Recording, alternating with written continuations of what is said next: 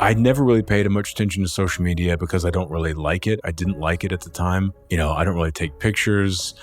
And I had in the back of my mind this thing from whenever I was like 15 years old of you're going to grow up and be this famous musician. That didn't, it sort of did happen actually, but it didn't happen in the way that I was thinking. And I still always had this thing in the back of my mind, like you need to be releasing music or else you're failing. And I was feeling that pressure.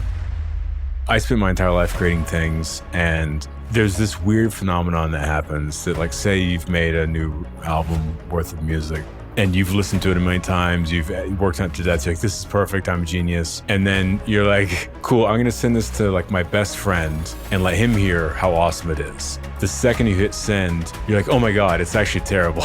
There's some weird thing the second you share it with anyone, even people that love you, the piece of creativity is no longer changeable, therefore it becomes vulnerable. And so you see new areas for editing and refining.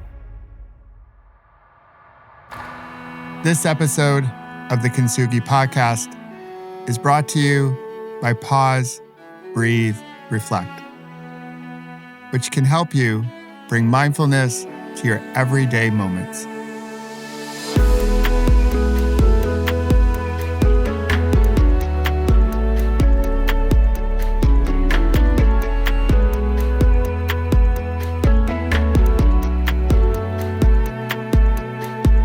Hey there, my fellow like-hearted humans. It's Michael, and this is the Kintsugi Podcast. And this week, we have another gem for you, one that I know you're going to want to share with your friends and your colleagues, even your frenemies. It's another wonderful story of connection with, like you, another like-hearted human. And back in his day, he liked to question authority. Maybe even stick it to the man. He might even wish to do this current day, call out the bullshit he sees in the world. He's a reader, a writer, an artist. He's a seeker, and he's unbelievably curious. And his name is Cory Allen. And you might know him from his podcast, And Then It Hit Me, or his Instagram account, Hey Cory Allen. And we talked about a variety of different topics. Music stores, and by doing so, we dated ourselves a little bit.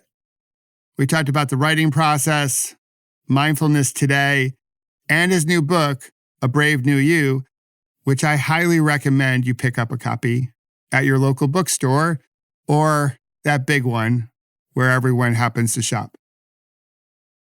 And as you know, we've had so many wonderful, like-hearted humans on the Kintsugi Podcast. But I do like talking to men who are trying to encourage others to have a contemplative practice like mindfulness or gratitude, or even journaling. And when you see Cory for the very first time, at first glance, you might not think this is a dude who's into mindfulness. He's a bald, 6'3" dude who happens to be trying to channel his inner Johnny Cash. So again, at first glance, you might think, he probably doesn't have a practice. But he's been practicing meditation for 25 years. And he does a great job of breaking down the benefits of a practice. He's such a cool dude. He's a deep thinker, and he's putting out ripples of goodness with his work to help us in that Kintsugi spirit connect with ourselves so we can connect with others and create the change we wish to see in the world. If you don't follow him at this moment, here's my hunch. Once our conversation is over, I'm sure you will. So if you're ready, take a healthy breath in and a slow releasing breath out. Get comfortable and get to know Cory Allen. Hey, Cory. Good to see you, brother. Thanks for being with me here on the podcast. Man, thank you so much for having me. I'm ready to dive in. Yeah, I can't wait to talk about your new book and things mindfulness related and just how we can step into the brave new you. So I always love to start here. How is your central nervous system doing right now? It's good. I've been slowly stroking that central nervous system with my breath for about 25 years. And so it is in, parasympathetic mode, just relaxing, open, spacious, and fortunately, almost all of the time in that space. And so I'm grateful to be feeling that way right now as well. Very cool. Well, consider this like a nice container for us to have a really cool conversation. So for those that don't know you, I first found your work through Instagram. I do like to ask this question because my wife and I love good connection stories. Good, how'd you meet kind of stories. So how did you meet your wife? Yeah, so that's a really fun question, really particularly because not so much as interesting as that I don't really talk about my personal life very much. I actually quite rarely. So it's fun to be able to look into that a little bit. Yeah, so we met like about 20 years ago, actually. And I was, just working in bookstores and record stores at the time. And she grew up in Germany and moved back to the States to go to college. And then afterwards, just randomly picked Austin off a map because that's where I'm from and still am. And so she came in and she was very literary. She studied English, communications, and literature and whatnot in college. And so she just randomly grabbed a job at this bookstore just to kind of get situated. And she was my boss. So she was my manager. And it's kind of funny as I remember thinking, having this real anti-authoritarian sort of, I don't know, whenever I was in my early 20s, I was very against the grain with everything. And I remember thinking like, all right, who's this new person going to be? This new person that thinks they'll have some say over me. The new boss, like the new quote unquote, the man who is the woman. Like, what's this authority? Like, speak truth to power, right? That's right. That's what I was feeling. And then I met her and she was awesome. And she instantly started doing something that she continues to do to this day that was very useful. Because at the time I was obsessed with Western and Eastern philosophy. And I introduced myself and we were just kind of sharing a little bit about our personalities. And I was like, oh, I really like, Western philosophy and this and that. And she was like, yeah, I don't really like Western philosophy that much. It's old white guys that think they know what they're talking about. But in truth, no one actually knows what they're talking about at all. It's like we're all just guessing at what reality is. And I was like, you know what? You're right. Yeah, none of us know what the hell we're doing. We're all just trying to figure it out and trying to pretend that we have all the answers. Exactly. So yeah, that's how we met. It was just very organic and we just kind of started hanging out and never stopped. Oh, how about that? That's a good story. Thanks for sharing that. For sure. So can you bring us back to that time when you were growing up? I want to try to get the guy behind you got the Johnny Cash dressed in black kind of, you sort of just alluded to like when you were growing up, sort of speak truth to power. So like, who were you as you were growing up in Austin? Yeah, well, I will say I did meet Waylon Jennings one time. Oh, you did? Oh, how cool is that? Oh, that's nice. Yeah, speaking of, and this answers your question too. It's all weaving together. Yeah, whenever I was a kid, basically I just came from a rather emotionally abusive and toxic, family background, which made me hyper independent and, of course, deal with a lot of issues, which is why I ended up seeking the work that I do now, is just emotional repression, a lot of anger, and constantly locked into fight or flight mode, feeling alienated, feeling, very isolated, alone, unable to connect with the world. And then also having this intense, because of being manipulated and gaslighted, I think, about what's happening in life, I, from a very young age, developed this sense of aggression towards authority because I think it brings back that feeling of being tricked into being told the way things are, you know what I mean, to get you to do a certain thing. And so from a very young age, I was like, that's one thing I shall destroy is that system in the world. And then having, a absent father then also made it to where from a young age, I was like, I'll need to be the one to show myself the world because there's no one else around to do that. And I understood that very young. And so it made it to where I became a seeker. And it also made me, once again, resent authority because there was none for me. In that sense, there was no leadership. And that's the other side of authority, can be. And so having this very differently thinking, anti-authority, inward seeking type of personality from a really young age developed into very, challenging things and very positive things. But where this comes together with Waylon Jennings is that, the times I did see my dad, he listened, I'm from Texas, and he listened to Johnny Cash and Waylon Jennings and things like that a lot, and also he liked like ZZ Top and things like that, but all these Texas Hellraisers, and so I grew up hearing a lot of that. But I knew Johnny Cash because I always, from a very young age, thought he was awesome. Maybe that's why I still wear all black all the time. But also, I couldn't really remember the names of the other guys whenever I was younger. So I went on a field trip to the state capitol in Austin whenever I was probably, I don't know, maybe like 13 or something. And we were on the Senate floor, and there was a bunch of people kind of gathered around this one big guy in all black with a black beard and long black hair, wearing a cowboy hat and sunglasses. And I was like, that guy looks cool. He's got like an interesting vibe. And I went over and I was just kind of like looking at him, and he was like, hey. And I was like, hey, what's up? And he was like, do you want an autograph? And I was like, do you want mine? And then he started laughing. And then he was like, well, what's your name? I was like, I'm Cory. What's your name? He's like, oh, my name's Waylon. I was like, cool. And then he started laughing because he just knew I didn't know who he was. We thought it was funny that I was such a little kind of being a little jerk, And then I went home and I remember calling my dad and I was like, yeah, I met this guy, Waylon. And he was like, what? Waylon Jennings. Yeah. Yeah. So that little story that kind of describes, I don't know, maybe some of who I was when I was a kid, That's so cool. So were you into punk rock? Death metal and hip hop. Yeah. Yeah. Awesome. Yeah.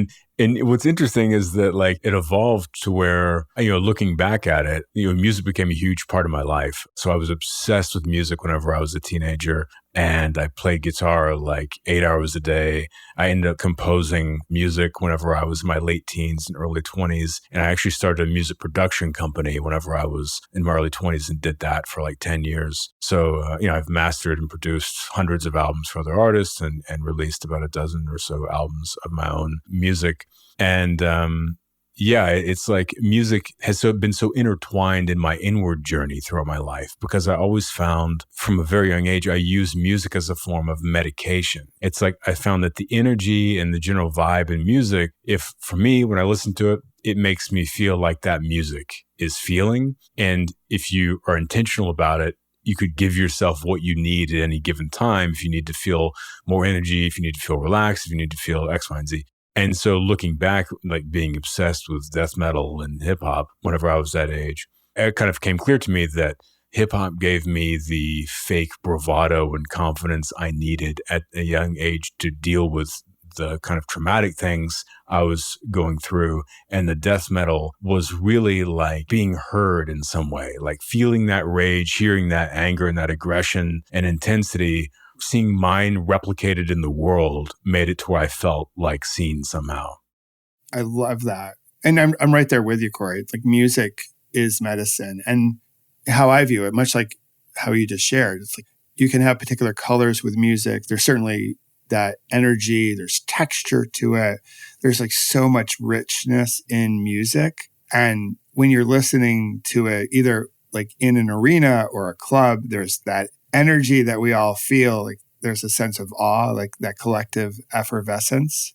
But also when you're just by yourself, you can feel like a song is just like playing and speaking just to you. And you're like, someone in this world gets me. I just want to be understood. And I think we just as humans, we want someone to get us. We just want to be understood. We want to be seen and heard and appreciated for like how complicated and messy that we are, just full stop. And music, I think, can really do a wonderful job of connecting us to that feeling. Yeah, absolutely. It's like what you're saying about wanting to just kind of be seen. I've thought about that for quite some time. Is that's what, friendship and relationships are all about. It's interesting is that in a musical way, you find someone who resonates with you quite literally, like, sound resonates, the tones in music and sound all are resonant. And just like that, the kind of the energy, and I don't really mean that even in a mystical way. I just mean that in the sense of like, the tension or spaciousness, the depth, the groundedness, the awakenedness of an individual has a particular tone to it. And then if you add on top of that, the symbol systems in which you navigate the world and life and how you relate to things also becomes a bit of a language, and there's a sensation to that. And whenever you find someone else that has a similar resonance as you on an unspoken level that you can feel this connection to, then the way that you speak and see the world happens to have an overlap in the symbol systems that you both use. You meet a real friend because not only can you speak about the world and understand it in a similar way, but you understand that there's someone else out there that is able to see and feel in the way that you do. And it makes you feel like you're not alone because you're like, I see it too, man. Like I'm here. To be able to have someone kind of relate to you in that way makes it to where you have a witness in life, and being witnessed in life is so valuable because look at what we're dealing with. We're alone and floating in the middle of infinity. We're a wave of awareness, like trapped in this meat tube, and shuffling around in like a 3-dimensional axis in space-time, terrified out of our minds. And to have someone else to go, hey, I'm on the ride too. It's like, okay, at least you're not alone. Like I'm right here beside you. And like, we don't know where the hell we're going, but at least we're going to go together. Absolutely. I think that's the cool thing. I can so relate to what you just said. So when did you pick up the pen, if you will, and become a writer?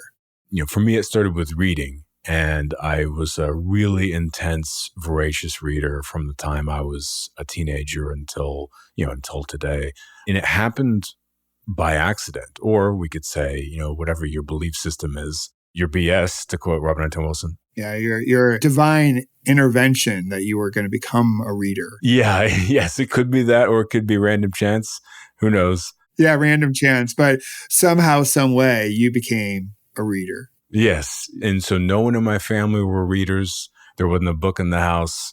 And I heard someone say, as a teenager, I heard someone in public say, if I could have dinner with two people, who would it be? And they said, Nietzsche and Jesus, which, that's a fun combination, thinking back to it. But it's an interesting dinner conversation.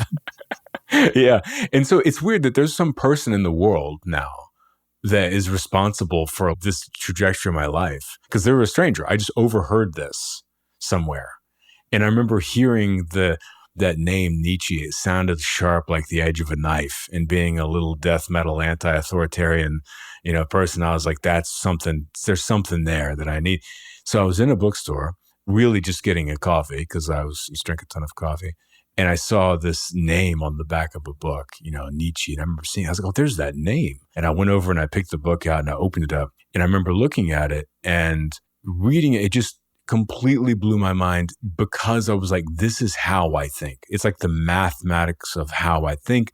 These big abstract things broken down into the system of potent and rather assertive ideas that are completely free of bullshit, trying to penetrate to truth. And that was what I was really going for and how I was trying to think about things at the time. And so I became obsessed with Western philosophy. And that, part of it, I think, was out of what's always driven me and continues to this day is a relentless curiosity. I'm fascinated about existence, about what it means to be human. It's so surreal being conscious and aware of it that I can't get enough of. I'm like the Jane Goodall of my own consciousness. I just study myself and I'm like, oh, there he is. He's on a podcast right now. Fascinating, taking notes, and I've just always been that way. And so I became obsessed with Western philosophy. And then I think it was, some practicing avoidance, some repression of if I could block out what I was experiencing in life and just sink my mind deep into these writings. It was kind of a retreat. And at some point I happened upon Eastern philosophy. And if memory serves, which this is sadly almost 30 years ago at this point, but I picked up the book called Essays in Zen Buddhism by D.T. Suzuki, who was, if you know him, I love that because no one else seems to know him. But, he was, for people that aren't aware of him, he was one of the earliest translators. He was a scholar of Zen Buddhism, one of the earliest translators that helped bring Zen to the West from Japan.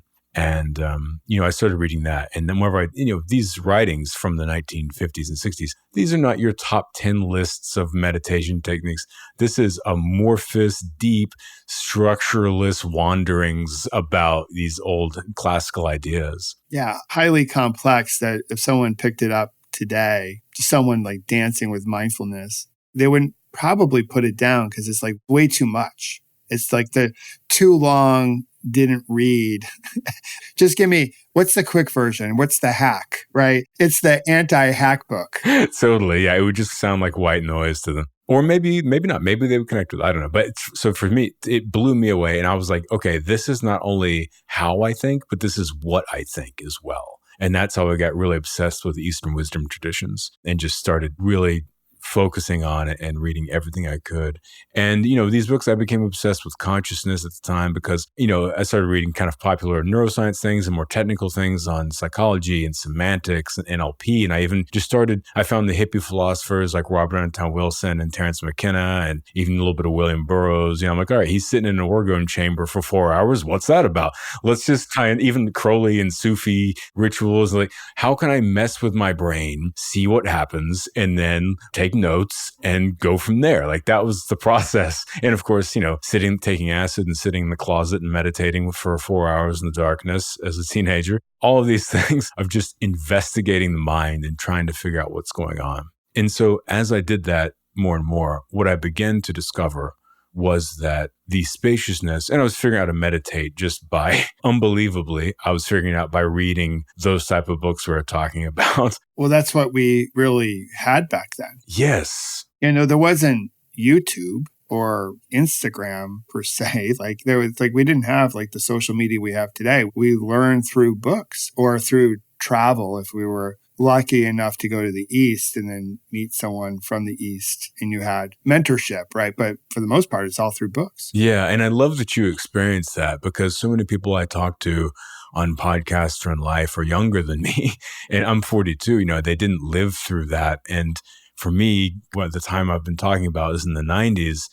And it was just like, there wasn't really anything. It was just find a weird old dusty book in a used bookstore and try and figure out. And then you go to the Eastern section of the bookstore. Totally. And you'd just pick out some titles and start reading. Yeah. And it's like record shopping where it's like something about the cover and the title would give you this vibe and you knew which ones were magical. Yeah, you were like, okay, this is it. Just like you mentioned, like back in the day, kids, we would go to a record store and you could buy a 45, but really you had to buy the whole LP. Right. And you might know a song. Like it was one song that came on the radio and the stuff that you were listening to, that was not on the radio for the most part. Like the stuff I was listening to, because I have a few years on you, like college radio was playing the stuff that I liked. So you would pick up like a song. But a lot of that stuff was coming from Europe. So some of it wasn't making it to a US record shop. So that's why, like, if you had a Tower record, or I grew up in Rochester, New York, was the home of the House of Guitars. Yeah, nice. And that was like the ultimate record store because it had everything. But you'd go to a record store and you might know one song, or you go to a bookstore and you just pick out the cover or you get the vibe from the book and you're like, okay, this is the one. I'm bringing this one home. Yeah, totally. There would be something like mystical about it. It would have some pixels of the universe floating off of it. But, and just not to get too far off track, but and that was back whenever albums were albums. And so you knew the one song and it was fine. You'd get one. And then that was part of the fun was then you go explore the whole record and you'd find all this other stuff, And it would tell a story a lot of times, like a really good band or artist. The album would tell a story. So it was meant to be listened from first song through last song. And now everything comes all at once. We're a Taylor family here. I got 2 daughters, so Swifties. But yeah, when she threw out like 33 songs all at once, it was like way too much. We have to process it a little bit. Like it's just too much overload. And right now all the Swifties probably hate me for offering up even the mildest of criticism. towards their star. But like back in the day, albums were so cool. And then the album artwork and the record cover or sleeve, it was the whole experience. Oh yeah, absolutely. And, and that was one of the good things. And like, I still do this sometimes because I just understand the art of it. If you find a record that's good, even something new, and like you listen to it, the thing that would always happen back then is whenever I heard something that the first listen was, I sort of liked it, but I wasn't like locking into it. I always knew I just need to keep listening to this because what's happening is that I haven't heard anything like this before. So my brain doesn't have the slots for this to fit in. That's why it's not clicking. That's why it's not jumping, but it feels there's something like deep within it, pulling me into it. I'm just going to trust that feeling. And then those are the albums you need to listen to, 5, 10, 15, 20 times. And all of a sudden you're like, oh, wow, this is. Yeah, now you get it. All right. Let's take a break. Take a full breath in and a slow releasing breath out. And relax the body as you soak up our conversation. I hope that felt good. Okay, now that we're a little bit more relaxed, can we be real? I think our morning routines, well, they've gotten a little out of control. You might not have time in the morning to meditate because you're busy doing other things like trying to get to work or getting the kids off to school. And this is where my app, Pause, Breathe, Reflect, comes in because I built it for busy people with a whole bunch of shorter practices. So if you don't have 10 minutes in the morning to meditate, cool beans. You're human after all. But I bet you have 5 times throughout the day when you have 2 minutes to practice and let go of stress and bring mindfulness to your everyday moments. So today, download Pause, Breathe, Reflect for free and begin to stress less, sleep better, and join a community of like-hearted humans rippling something worth rippling into the world. All right, let's go back to our conversation and celebrate the Kintsugi within us all. So as you continue reading, you begin writing, and then you start writing different passages on Instagram or just short little posts. I was hoping you could bring us to like what was happening back then, because all of a sudden, if I know your history correctly, there was one particular post and then things started to change. Yeah. So I was like writing here and there. I wanted to be a writer because I found, I live the power, how transformative that writing can be for people. And I finally got to an age where I thought, okay, I think I can share some of my experiences and things now, and it might be helpful. And so in 2017, I got to deal with my first book, which was totally just random.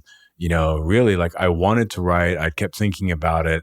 I got these kind of cosmic winks about that it was time. And eventually one day, a literary agent just reached out to me and said, hey, would you like to write a book? Have you ever thought about it? And I was like, yeah, I'd love to. And so I started working on a book proposal. I didn't know what I was doing, but I respected the craft from composing so much music over the years, just the craft of artistry and the creative process. And I thought, okay, I just need to put in reps. That's it. I need to understand the form and really get in there and just write and start doing that. And so I did that every day for hours a day. I was writing 2,000 words a day, just processing, figuring out how to find my inner voice, figuring out just the artistry and craft of writing. And I wrote this book proposal, and I was thinking like, this is in 2017, I was thinking that'd be pretty cool if like Shambhala or Sounds True or something wanted this. How neat would that be to have a book? And so I gave the proposal to my agent, and a week later, she was like, okay, we have meetings with Penguin Random House, with Harper, with Simon Schuster, the big 5. And I was just like, oh, that escalated quickly. And then,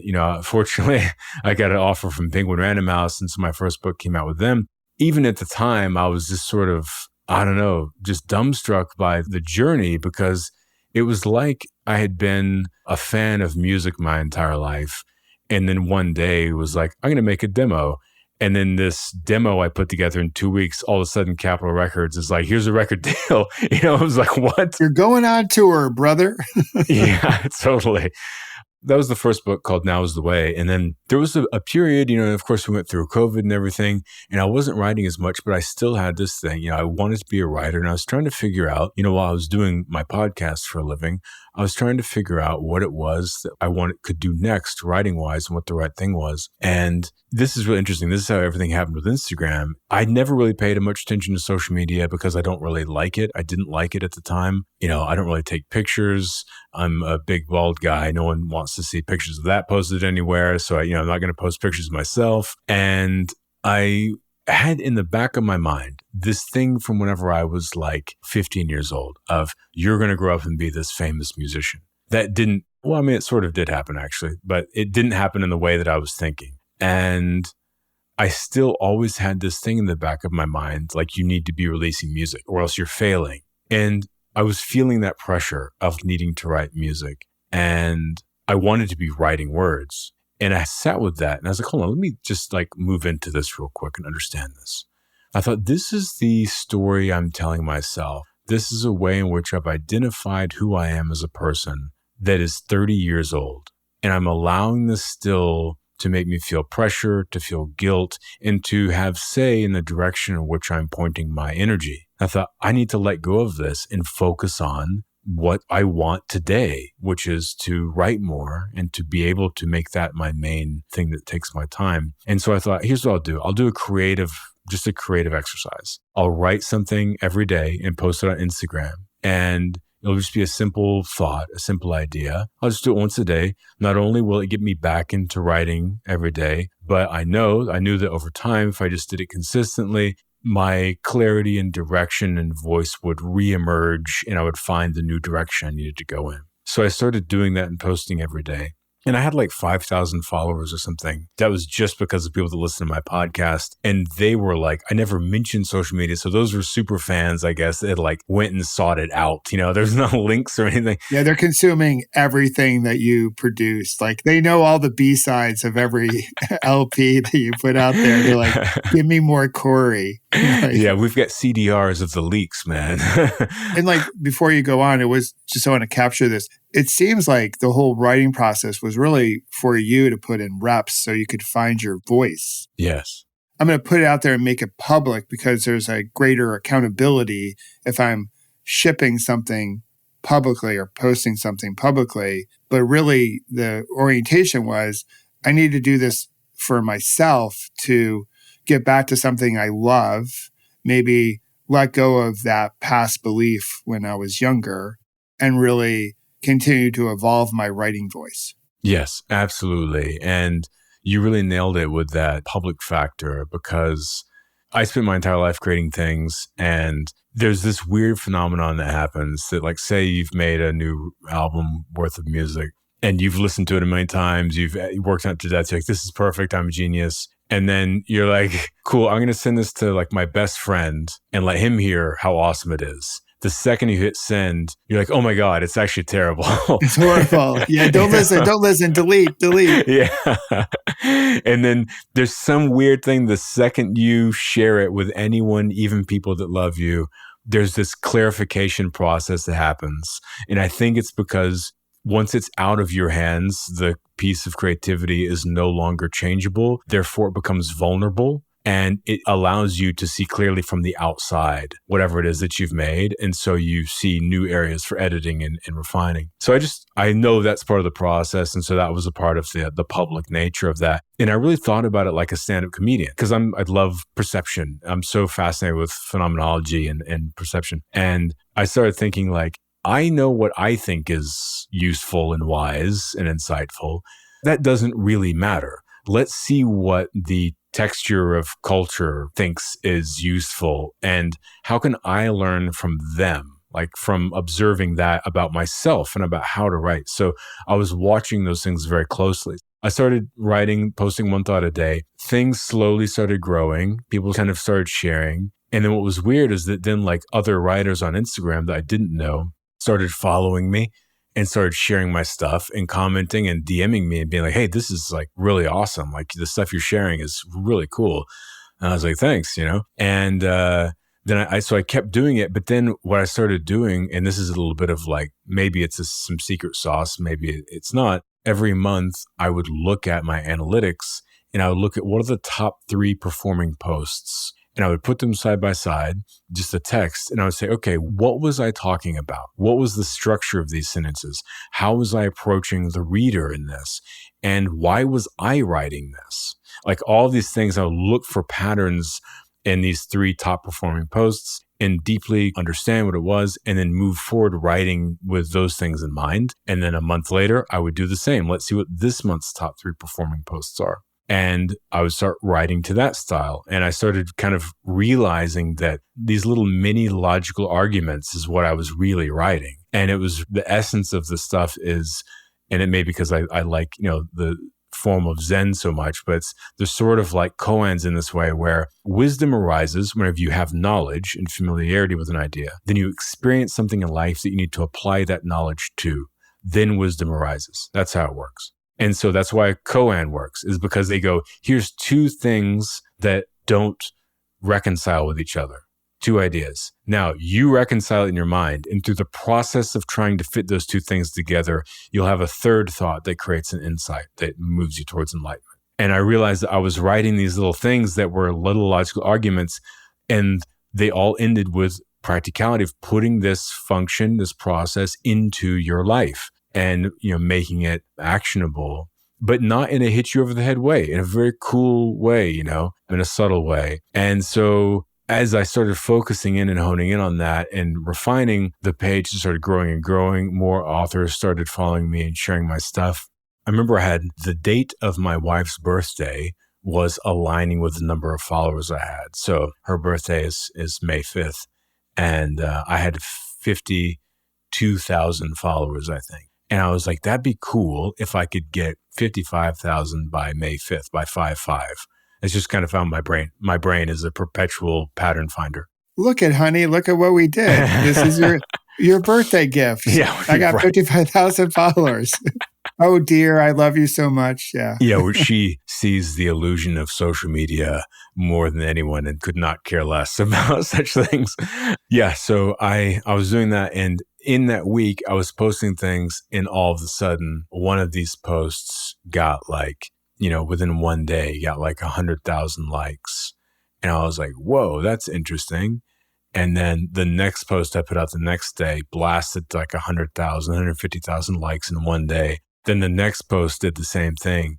And then that first post, after a few days, I'm watching all of this, it went to like 250,000 likes and 300 and then 400 and 500. And I was gaining, I think, 10,000 followers a day, maybe more, because all these posts just all went viral. They all fed into each other. And also, this is a bit of Instagram nerddom. It seems as though the patterns of algorithmic flow for any page comes in 3-day bursts. So if you have one successful, highly engaged post, then the following 3 will benefit from that. And then it actually will drop off again and start you at 0. So if you look at patterns on your own page, you'll notice groups of 3 that are all successful. And so anyway, so this happened. And then after, I think it was a week and a half or something, it had 950,000 likes and like 250,000 shares. And it had just gone like mega viral. And then all the other posts are benefiting from that. And so I gained like 100,000 followers in like a week from that one post. And then from there, then it just started growing organically to where I was gaining 30,000 followers a month for 2 years. And did you see that, Cory, changing your approach to your writing? Yes. Because here it is, this exercise of like, you're doing your inner work through writing, putting out there publicly to have some ownership and accountability. Now, all of a sudden, as the kids would say, it becomes popular. And so, how did that change how you go about your writing? My hunch is that it could have been easy for you to be like, I need to replicate something and write something popular just to keep this going, to put another log on the fire. Right. Right. Yeah. It's a good question. And I feel a little bit like Bukowski, where, they came around and they asked him what it was like to get a little boost of popularity. And he was like, I'm too old. The guys with the cameras and the young women don't have any effect on me. That's, partially how I feel. But it's also just because I know who I am. I know what's important. I know I have a clarity about those type of things. And your wife will keep you honest. 100%. Yes. 100%. Yeah, you're like, hey, big fella. Yeah. You're still just a piece of stardust traveling through the galaxy. Yeah. Yeah. No, no chance. Thankfully, I can't imagine having a partner that's a fan. I mean, that sounds really, really terrifying. Yeah. My wife doesn't look at anything I do. So she's like, what do you do in your office all day long? I'm nothing much. Yeah, don't worry about it. So I love your new book, Brave New You. I just finished it over the weekend. What compelled you to write this book now? Thank you very much. I really appreciate that. And I appreciate that you took the time to read it. I spent, over the last couple of years, as you can tell, I'm fascinated by the data of where we are in this age of technology. Of like I said, I approach it like stand-up comedy, like my Instagram posts. Either they're laughing or they're not. Like they're either engaging and they like this or they don't. What is it about this idea? Why is this one getting this reaction? Because what's weird is that the things that I'll write that I'm like, this is cool. But I'm not like, oh, this is, everybody watch out, brace yourself on Monday at 8:30 a.m. Those don't usually do as well. They do well for me, but they don't do well for the zeitgeist. But the ones where I'm like, this is cool. It's almost kind of funny, I'll put out there and then it explodes. I'm like, that one is the one that got 200,000 likes this week. Like what? So I started paying really close attention to that. And I started paying close attention to comments, to DMs. I get 100 DMs a day from people. And I'm paying attention to what is it that people out in the world, not me, what is it that they're actually seeking? And what are the real problems that we're facing today?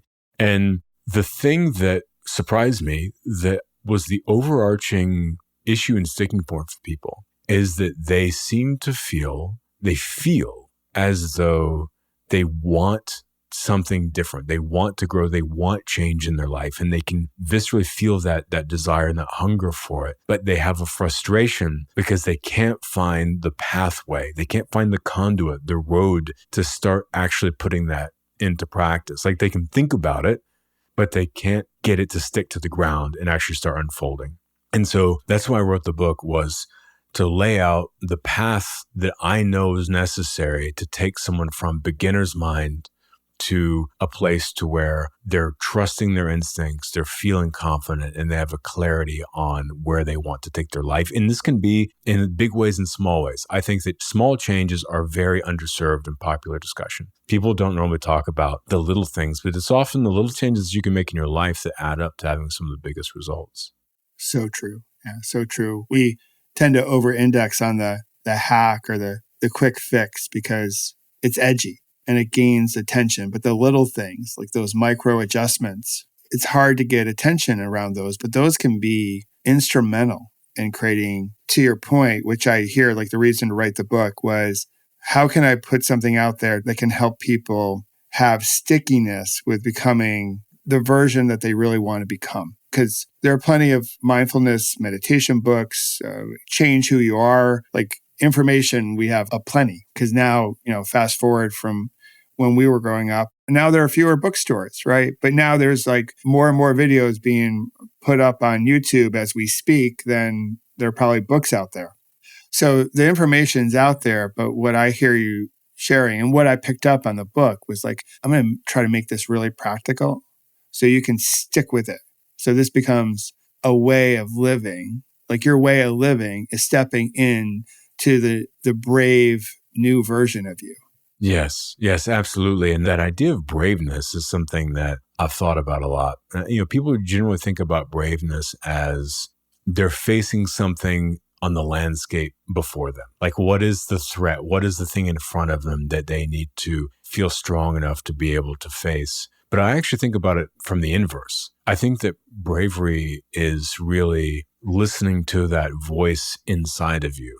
What is that internal guidance where something feels right? There's a thought that arises that feels inspiring or something that makes sense to you, some way that you want to move in your life, and being able to have the mental clarity and self-trust to be brave enough to actually listen to that voice and follow it through in the face of your surroundings or what you previously thought about yourself. And to me, that's the real bravery. And that's what will lead a person to being able to have a real sense of and feeling of meaning and peacefulness and confidence in their life.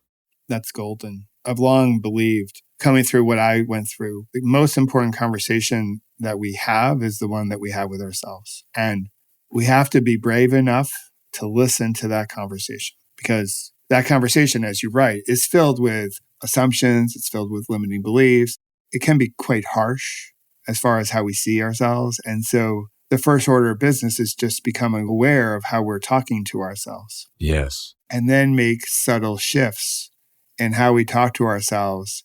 So then we build momentum and we can step into what's possible for ourselves. Yes, you just painted the picture beautifully. Yeah. Yeah. So there's a concept that you write about in the book. I know you've done a podcast episode on this, is do less, but do it deeply. And so a lot of times when we have a big aha moment, like we wake up to life, we're like, I want more for myself. I want a better life. I want to step into all my full potential. We then have this urge to do 1,001 different things because people tell us to do 1,001 different things. Like you should do these 52 things by 8 a.m., because you have to win the morning, win the day, right? Yeah. But what I got from the book is you're offering like this concept, I think they're linked, is like do less, but do it deeply and create some space, rest. And I would love for you to talk more about this as a concept. Yeah. Well, thank you for pointing that out. It's one of my favorite concepts in the book. We get so overwhelmed, like you said, by all the information that's out there, all the things that tell us, we should do this, we should do that. And then there's this almost like kind of religiosity around those to-dos of what you should be doing. You should be doing like all these different things. This is the recipe. And we're like, okay, yeah, we're going to do that. Yeah. And it's really dangerous. It's really dangerous because it's like you need to wake up and view sunlight and then take a cold plunge and then eat, 4 grams of this and 2 grams of that. And then check your macros, check your micros. Yes. And, it's like, exactly. It's like, oh my gosh, by 8 a.m., we're all effing exhausted. Yeah, totally. So they all said that, and they're like, this is the key to feeling good and being productive. So it's like, okay, so if you try that, then you're like, well, I still am depressed and drifting in life. So what's the problem? So it's like, well, if all of these people are following this advice online and it must be working for them, but it's not working for me, there must be something wrong with me, and that's really damaging for people. And so instead of trying to do all of the things that you see online and also trying to do all the things in life, pick some things that feel right and that you're drawn to and actually spend time, create spaciousness and go deep into them so that you actually kind of squeeze every last drop. You actually get the true, rich, deep benefits of whatever it is that you're doing, as opposed to essentially just scrolling in an analog way through potential things that might help you in your life. We're so used to looking at, it's like the attention span now. It's 3 seconds. A lot of Instagram videos or TikToks grab the user's attention within 1 second or else you've lost them. It's like 1 second. You need a quick hook. What's your hook? Yeah. I go, if anyone gets hooked by any of my videos within the first 1 second, they're not my people. Right. I actually love that. Yeah. That's not the person I'm trying to reach because all it is a sugar high. Totally. Yes, exactly. In there, I'm helping people. I'm like, to realize what you're just talking about is it's like, calm down, stop eating all the sugar, look at one thing and really go into it. And this can be something, a useful tool or practice for you, or this can be just your daily experience. Instead of doing a bazillion things, just focus on one thing in the evening that you want to do and actually put yourself there and be present for it. And it doesn't matter what it is, because through the event and experience of being present and focusing on one thing, you'll then cultivate an awareness around how rich that your perception can be whenever you do have some spaciousness and some mindful awareness in the moment. And you'll begin to naturally think, wow, I actually feel nourished from what I was just experiencing. Where else might I be able to feel like that in my life? Your concept really lends itself well to our breath, right? Mm-hmm. Take fewer breaths, but do them, but breathe deeply, right? So just breathe fully, breathe way down. And if you're going to experience something, like truly experience it, all the qualities of it, as opposed to, doing a million different things, but you never really fully do them. It's all sort of transactional. And if we take everything as a transactional moment, then nothing really sticks because it can be so fleeting. I would be curious for your commentary on where you see mindfulness current day. So through the pandemic, I think one of the positive outcomes from the pandemic is this understanding that mental health is also part of our health. But what I see happening is mindfulness, and we'll throw in meditation into the works. The marketing of it, I feel like we're sort of off the rails a little bit. And in a lot of companies, and this is sort of the space that I sit, a lot of companies will offer up an app, as far as an employee benefit program and say, hey, if you're stressed out, just meditate, just breathe. And the slide looks really good in corporate life, and people can say like, oh, this is all the things that we're doing to help people with their mental health. But from your perspective, and knowing that you have such a following and people have messaged you as far as what they're feeling, and which led to the book, but how do you see how mindfulness is being put out into the world? Where do you see the positives? What might concern you, if anything? I feel like mindfulness and meditation as key buzzwords really were thriving from like 2016 to 2020. That was whenever the wave was cresting. And during pandemic, of course, the things like healing and whatnot started taking over. And of course, things, boundaries and nervous system, these are all the things that people are focusing on. And empathy and all that jazz. Yeah. And so now I found meditation and mindfulness kind of disappearing a little bit during those times and getting chunked out into, just as you mentioned, more kind of empty words that show up in corporate training apps and things like that. Or, I don't know, something that's a bit more shallow and less indexed and less understood. And to me, it's a real shame because the depth and richness that's available in meditation mindfulness is endless and life-changing and free. And, that's why one of the things that, and I'll swing back around to the question in a moment, but that's one of the things that whenever people ask me about what would I tell someone that's going to meditate for the first time, I would say, forget everything that you know and don't think about, whatever expectations you have, let them go.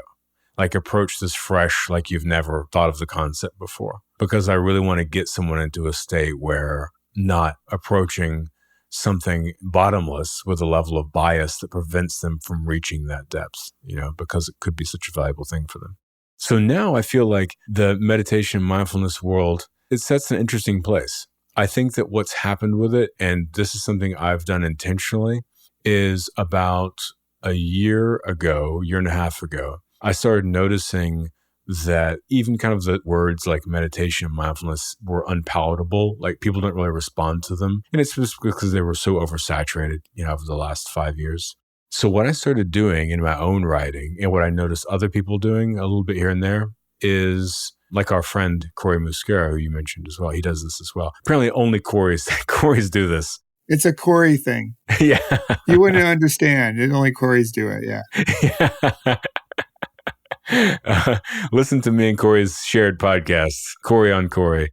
Yeah, I started talking about the tools and benefits and practices of mindfulness and meditation outside of the wrapper of the languaging in which people grew accustomed to. So not using any of the buzzwords, the keywords, but like, let's look at the root of what the function is here and deploy it in different areas of life. So people are getting the actionability of those teachings without the wallpaper of language that might close them off and, give them some kind of bias around allowing themselves to be open to the value of it. So that's kind of how I see it existing in the world now to a large degree, apart from the other things that you mentioned. And that's how I work with it in my own stuff.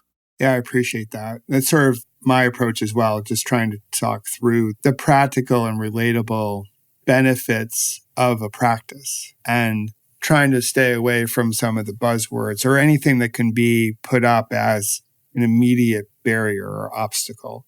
Not in the same way, but maybe in a similar way to things around diversity, equity, and inclusion, right? A lot of people nowadays in 2024 hear those words and there's already pushback. There was obviously a big push for a lot of those initiatives because we wanted to create communities where it felt safer, it was safer, where we had more belonging, more connection, sort of in a Kintsugi way, if you will. But now people hear those three words and like, oh, well, I don't need that. Like, oh, that's all that like woo-woo, touchy-feely stuff. And in a similar way, I can feel like mindfulness and meditation is sort of there or just niched as, well, this is a mental health thing. And it can be, but it can be, and it is, so much more than that. So I love the approach that the Corys are taking around trying to talk about how it can benefit us. Because ultimately, with any type of practice, any type of habit we want to lay down, most of us are looking at, well, what can I gain from this? How does this change my life? What kind of impact will this make? So speaking to folks in that way, I think clearly can help. Because I worry that this could be a fad, right? A fleeting fad that was like, it had its heyday and then we're going to move on to something else. Yeah, something that's really interesting to me, though, that I think you'll appreciate was probably maybe, 4 or 6 months ago, I was giving a talk. I'll do public speaking, whether it be in whatever, a convention or, a corporate event or something like that. And I was giving a talk to this room full of executives. And they were just, people from all over the country. And I wasn't talking about meditation even or mindfulness. And what's interesting is that I was talking generally about self-trust and mental clarity. And then I had a period of Q&As I like to do. And some of the people in the audience knew me. And so they were asking questions and they started asking questions about meditation. This happens to me constantly. I was talking to my friend Diego or young Pueblo about this. And he was like, well, we're the meditation guys. And I was like, I don't think of myself as the meditation guy. The rest of the world, I guess, thinks of me as the meditation. I guess I just talk about it because I like it and I've done it for so long. Anyway, so these people started asking me questions about meditation. And they're all, high-performing executives that are grinding it out, very busy schedule, totally outside of the world of what you and I have been talking about, of kind of the online social media, mental health, sort of mindfulness meditations, self-development. They're hanging out on LinkedIn. Exactly. They're all on LinkedIn. It's the soulless platform known as LinkedIn that we both populate. I'm actually not on LinkedIn. Oh, you're not on LinkedIn. Okay. I made that assumption. So, well, then I can only speak for myself. I'm on this soulless platform known as LinkedIn. Well, they just reached out to me about doing some work for them internally. So I think they're a great platform. I think that, we'll make that change. We'll give it proper due. It has brought a lot of great connections. Yeah, go to cory-allen.com/LinkedIn. No. Yeah, so anyway, I was giving this talk and they're asking questions about meditation. And these people, like I said, they're just, they're people living in a corporate world, professionals, all lovely people, of course, just not the same world of existence. In one fella, he's probably in his late 40s, dressed in like a suit, of course. He was like, let me ask you a question. I was like, yeah, what's up? And he was like, what's the point of meditation? He's like, why would someone do that? And I loved that. I thought about that for weeks. Because one thing, just to clean up the point I was trying to make to begin with, is that you and I are so immersed in thinking about this stuff on a daily basis that it seems like it is more relevant and popular than it truly is. When, of course, meditation and mindfulness has grown, it's still very, very tiny in terms of being household names or practices. And so that gives me a lot of hope about what the next phase of its life will be. As these people that they don't even really know what it is. They've heard the word. And so I think we're still only at the beginning of getting this message and these tools out there into the world. But getting back to this question of like, well, why would someone do that? There was no stank on it. It wasn't like, No, he was curious. That's how I take the question. Like, yeah, I don't know much about it. It's almost like, why would you eat kale? yeah, yeah. I mean, because all I've done is eat steak and potatoes my whole life, and it served me quite well. Like, this is the diet my mom and dad grew up on. This is the diet I've had. Why would you have wheatgrass or kale? Why would you do this? Out of curiosity, not any form of judgment. Absolutely. Yeah. So it was really, I loved that, just hearing someone that was of a certain age and community, just having that level of curiosity and not knowing anything about it. It made me excited to think about there's so many more people out there in the world that are still fresh and ready to receive that information. Yeah, that's a person that I can see reading A Brave New You, because you start with, hey, congratulations, you're open-minded. And how do I know this? Because you've just picked up this book, which I sort of love that introduction to the whole collection of work you put forth. But I know that person well, just because I come from that corporate world of why would we do this? And it is, to your point, Cory, it's not completely understood just yet, or people view it in one way because of how it might be niched from a communication or education perspective of like, well, it's for this. If you have a mental health issue, you should breathe or meditate, and here's something for you. And it can be, and it is, as I mentioned before, as you have, so much more than that. And so through the educational process, we can bring more and more people into a contemplative practice to create a little bit more space. And that's, again, there's so many beautiful messages from your book, but part of it is slow down, create some space, be thoughtful, think before reacting. What's your mind chatter like? And, who are you spending time with, and how are you showing up in the world?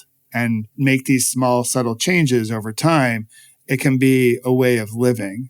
And I do think, like, if we can bring that forward to corporations, because we spend so much time working, it can help change how we live together. Mm-hmm. Because here, at least here in America, we spend so much time on our job. So if we can work in a more thoughtful way, intentional, mindful way, I think we can live that way as well. And so I share your optimism that we've just scratched the surface. There's more education to bring forward. And books like yours and the work you put up on Instagram go a long way. They're just small little posts, but they get people to stop and think. And I appreciate that so much about what you're putting forward. Yeah. Well, thank you so much, man. I'm grateful for that. And it really, really means a lot to me. Is there anything that I didn't ask you but should have asked you? I don't think so. No, I think you did it all. Or at least all that we can do in the time span that we have. So there's more life to live, right? Yeah. How can people find the book? I'm assuming through Amazon and wherever they might find a book, at their local bookstore. Can you share a little bit more about that and where people can find you if they don't know where to find you?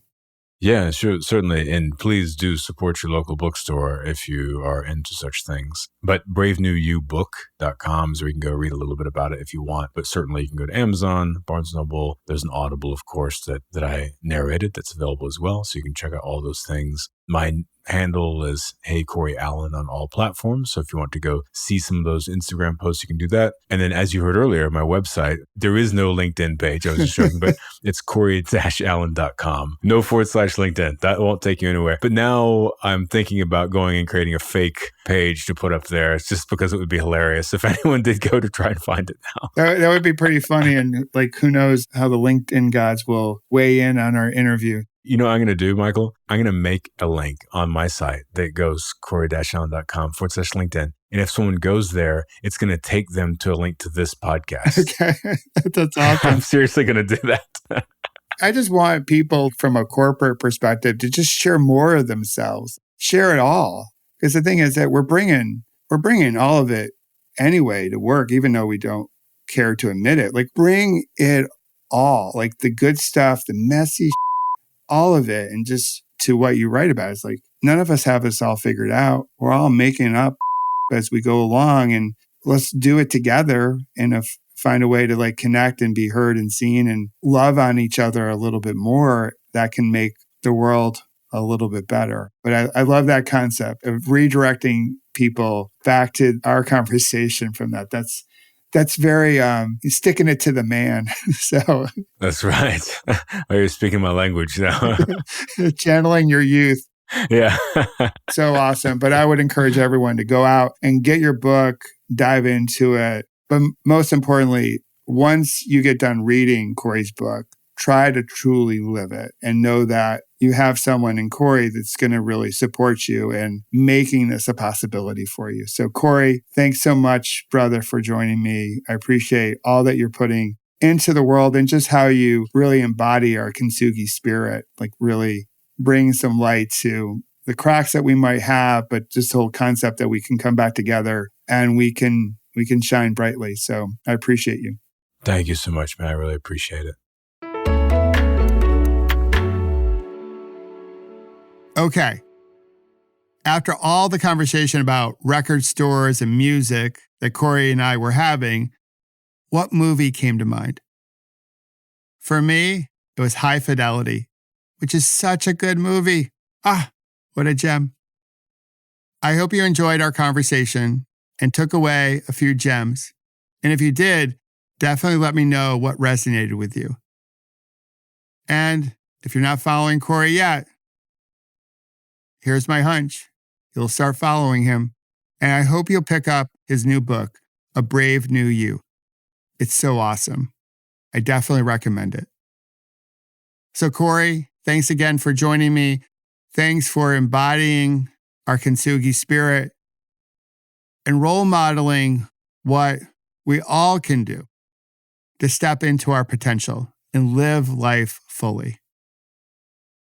And if you want to talk to me about how to live life more fully and prevent those bad moments that we all have from turning into a bad day, in the show notes, I'll put my calendar link and you can grab some time and we can connect. And if you haven't already done so, my recommendation is to also download my Pause, Breathe, Reflect meditation and coaching app. It has so many wonderful short practices for you so you can weave mindfulness into your everyday moments. Plus, we do live practices throughout the week so you can practice in a community, a place where you can feel like you belong. And for your first year, you can pay what you can because I don't want cost to be a hurdle between you and mindfully living. I want to be able to help you show up and put a beautiful ripple into the world. I know time is your most precious resource because none of us can create more of it. So the fact that you decide to spend some of your time here with us on the Kintsugi Podcast means I am beyond grateful. So thank you for being here and being part of our like-hearted community. Also, I'd like to give a shout out to the like-hearted humans at SaaSpod that make the Kintsugi Podcast sound so great and help it ripple into all corners of this big blue marble that we all share. And now, I want to thank you for listening and supporting the Kintsugi Podcast. And if you want to go above and beyond in your support, I could certainly use a kind rating, a review, subscribing, or sharing, because it does something to the algorithm that I don't completely understand. But when you engage in this way, it helps others find our like-hearted community. If you've already done so, thank you for the extra support. And if you haven't done so yet, today might be a really good day to do so. And if you'd like to receive some additional resources that can help you connect with yourself and others, like my Better Life Workbook and the inspirational text messages I send throughout the week, and of course, our Pause, Breathe, Reflect meditation app, I'll put those links in our show notes. And remember, between now and next week's story of connection, when you have a challenging moment, slow down, come back to your breath. Know that you've got this and we've got you. And together, we will ripple something worth rippling into the world. I love you for listening, and I hope to see you next week. Until then, toodaloo.